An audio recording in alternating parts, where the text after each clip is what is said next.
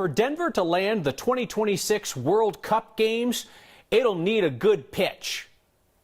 That's a soccer joke. They will get better, and I've got 5 years to practice. With some very important people from the soccer world touring town today, Denver's actual pitch went something like, perhaps you remember us from a successful Democratic National Convention we threw? Here's Mark Salinger. The plans to bring the World Cup to Denver. Thank you for being here today on this pretty special day. Started well before executives, politicians, and billionaire families walked into a room for a press conference Monday to highlight the city's bid for the world's biggest soccer tournament. There's definitely a nexus between the two. Safety and security is one of the big ones.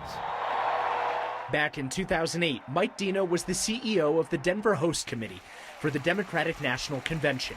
The playbook he helped create is being used again, this time for sports instead of politics. There was a good template that was laid down, but we also had a template from when we hosted the G7 summit, G8 summit in 1997, the Pope's visit in 1993.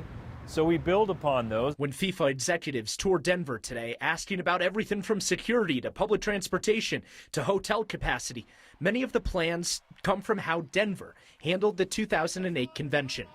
There probably won't be as many people at a World Cup protesting bombs and war, but they have to prepare for big crowds. The same stadium that held Barack Obama's acceptance speech would hold World Cup soccer. The team bidding for the tournament have already reached out to Mike, asking for his perspective. The big thing they ask is, can we get it done? Does the city of Denver have what it takes? And fortunately, we do. The DNC is a great example, right? A lot of cameras on that event, a lot of people involved. Matthew Payne is the executive director of the Denver Sports Commission, bidding for the World Cup. Part of his pitch to FIFA is showing off that Denver successfully hosted the DNC. You've got this certain program that you put together to put something on of that magnitude. And when you have success like that, what that does is just helps you in the future to be able to replicate similar events like that. A lot has changed in 13 years since the DNC, but between sports and politics, a lot has also stayed the same. There are some key differences between the DNC and the World Cup, of course. People from around the world would fly in for the soccer tournament, where the focus on the DNC was mainly here in the United States. Now, the planning committee for the Denver World Cup bid estimates the city would have to invest between $40 and $50 million in different projects around the city, Kyle, to get it ready for the tournament.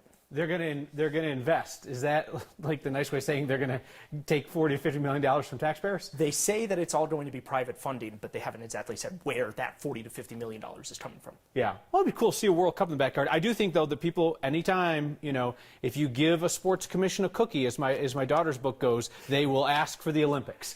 Are they going to ask for the Olympics? I asked about asking for the Olympics today because we famously got it and then turned it down in '76. They said that they're focused on the World Cup, so a non-answer. Ooh, they try to pull but they're a focused fast on the World Cup. Yeah, all right. Maybe we have to wait till after the World Cup to ask them. All right, thank you, Mark.